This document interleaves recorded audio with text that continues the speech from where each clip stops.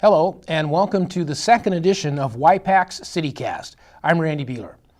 It won't be long now before a section of MLK Jr. Boulevard that has been closed since last February, while an underpass beneath BNSF railway tracks in North Front Street has been under construction, is once again open to traffic.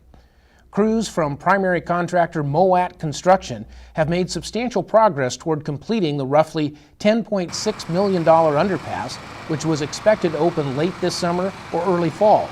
If the current pace of construction continues, the underpass may be open before it was originally planned to. For the past 15 months, MLK Jr. Boulevard between 1st Street and 1st Avenue has been closed to all traffic. An upgrade in the City of Yakima's bond rating may not seem terribly exciting, but the recent elevation of the city's rating by Standard & Poor's from A+ to AA- is quite significant. The city sells bonds to pay for large infrastructure projects like road improvements. Selling bonds is kind of like taking out a loan. The city has to pay interest on the money it gets from selling bonds, and the higher the city's bond rating, the lower the interest rate is that the city pays on the bonds. And that saves taxpayer dollars. For example, the higher bond rating that the city has now will result in about $90,000 in interest being saved on bonds the city just sold to pay for a big road repaving project going on this year. At its last business meeting, the Yakima City Council approved a new contract to keep the Yakima-Ellensburg commuter running and also adopted a new approach to ridding city streets of snow. Here's CityCast's Ken Crockett. The City of Yakima has a new plan for snow removal next winter. When 3 or more inches of snow is in the forecast, the city will issue a snow alert to help speed up the snow plowing process. However, vehicles left parked on downtown streets and along designated arterial routes, such as Summit View Avenue and 1st Street, may be ticketed and towed if they are not moved by the time that snow removal operations begin. Another change approved by the City Council will be the use of private contractors to begin work immediately on clearing residential streets during heavy snowfall events. The Yakima-Ellensburg commuter will have a new operator after June 15th. The Airporter's shuttle is scheduled to take over the popular service with funding in place to keep the bus service running for another year.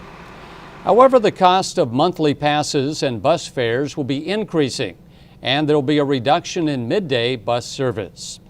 On another transit issue, cost savings by Yakima Transit will allow Sunday fixed route bus service to continue unchanged.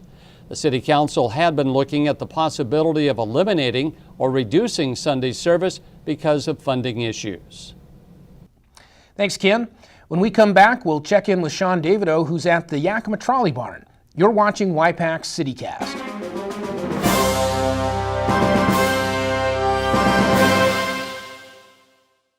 Our food, our forests, our water, our planet. Together, our hands can save it.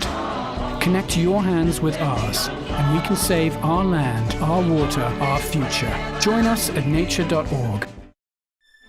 Unless you've walked in their shoes, you would never know the overwhelming feelings of sadness, anxiety, and hopelessness that cause hundreds of students to take their own lives. The number of students we lose to suicide every year would fill an entire high school. We need to start the conversation about good mental health. Help us reverse attitudes and save lives. The life that you save might be your own or someone you love.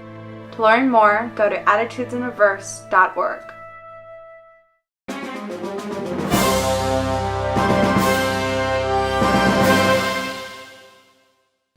The iconic Yakima trolleys are about to begin the 2014 season, and Yakima parks will be filled with movies, music, and more this summer. Here's CityCast's Sean Davidow. Thanks, Randy. Who says there's nothing to do in Yakima?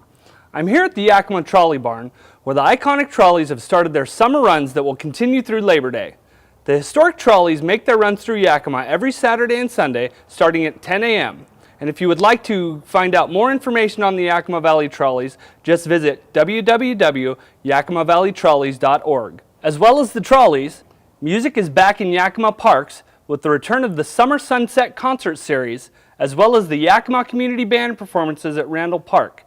So Randy, there is lots of stuff to do in Yakima. Just make it out to a park, make it down to the trolley barn, and have a great summer in Yakima. Back to you. Sounds like a lot of fun, Sean. That's it for this edition of Y-PAC CityCast. To find out more about events, activities, issues, and more related to the City of Yakima, go to the city's website at yakimawa.gov, find us on Facebook, and follow us on Twitter. I'm Randy Buehler. We'll see you on the next edition of CityCast. Take care.